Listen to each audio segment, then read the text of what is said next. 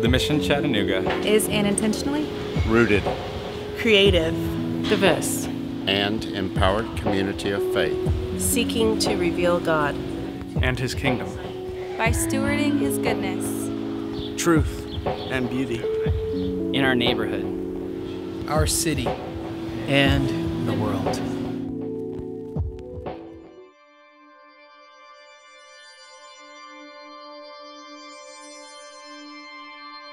My name is Stephanie Ammons, and this is my Mission Chattanooga. The mission has been supportive of the call in my life to serve urban youth. So recently, I took 32 kids to camp, and 8 of them came to Christ by the end of the week, which is awesome. So one girl in particular was being extremely complicated.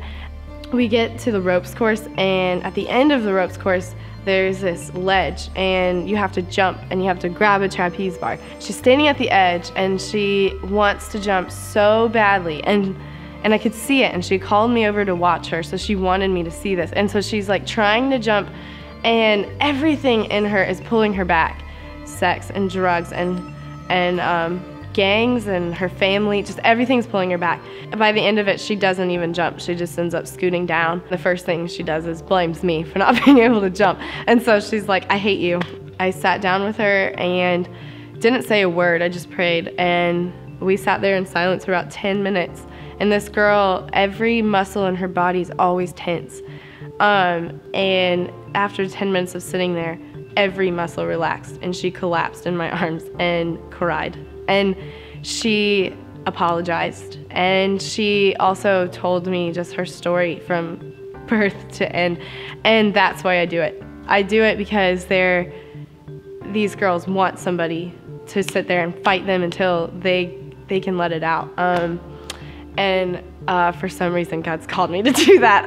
And for some reason, I can handle being cussed out, and I can handle people walking out on me. I can handle it, and I love them, and so that's why I do it.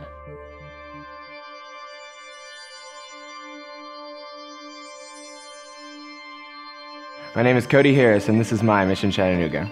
Well, I first heard about the camp house when I was getting back out and playing again early last year, and some people kept talking about it, so I went and checked it out one night. Found out that the open mic was on Thursday, and so I went and started playing, and I became friends with Johnny behind the soundboard, and he one week just invited me. He was like, you should check out this church this Sunday. And I was in a place in my life where I needed that, and I needed something different. I needed something new, and I feel like the camp house has added so much to not just the music scene of Chattanooga, but Chattanooga in general. I think it's, if you want the best coffee, you go to the camp house. You want to hear great music, and you want to have quality sounding venue, you go to the camp house. How we as a church and as a community are very invested in the culture here, and building up the culture, and really trying to invest in people's lives and grow relationships with people. And that's something that I've really grown a passion for and really loved about the Mission Chattanooga.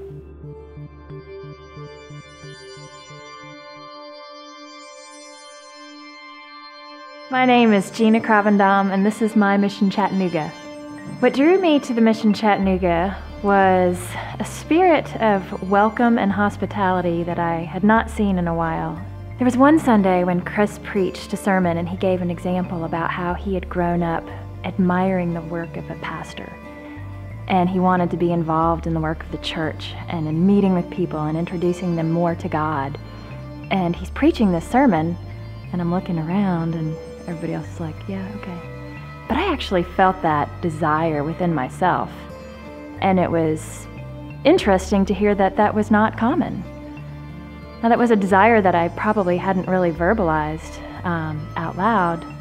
But that very week, I met with Chris, and at the end of the meeting, he invited me to preaching team. I like that there are women involved in all levels here. And I feel absolutely encouraged to be all that God has for me to be here at Mission Chattanooga.